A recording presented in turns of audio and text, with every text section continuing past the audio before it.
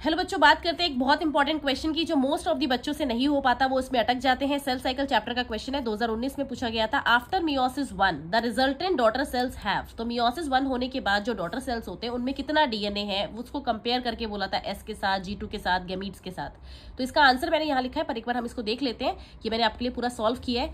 ये हमारा G1 में सेल है, ये एस में है, ये G2 में है। G2 के बाद मियोसिस 1 करेगा, 2 सेल बनेंगे और फिर वो दोनों मियोसिस 2 में जाते हैं और 4 सेल बना देते हैं। तो टोटल हमें 4 गैमीट्स मिलती है एट द एंड। और अगर जीवन में हमारे पास 20 क्रोमोसोम है और अमाउंट ऑफ डीएनए भी 20 पिकोग्राम है, तो एस में वो अमाउंट तो क्या हो जाएगा double, but number of chromosome remain same, 20 रहेंगे।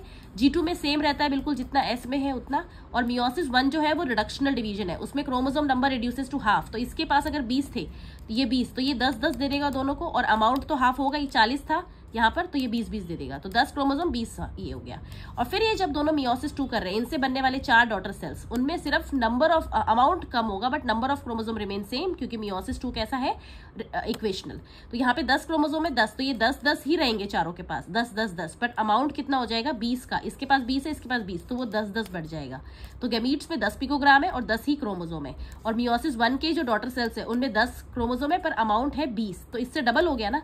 गैमीट्स के रिस्पेक्ट में मियोसिस 1 के डॉटर सेल्स में, मियोसिस 1 से बनने वाले डॉटर सेल्स में गैमीट्स के रिस्पेक्ट में अमाउंट ऑफ डीएनए क्या है, डबल, 10 का 20 है। ठीक है, तो ये इसका करेक्ट आंसर था, twice the amount of DNA in comparison to haploid gametes. इस तरह के और क्वेश्चंस के लिए आप मुझे इंस्टाग्राम एंड यूट्यूब पे फॉलो कर सकते हैं। Thank you so much.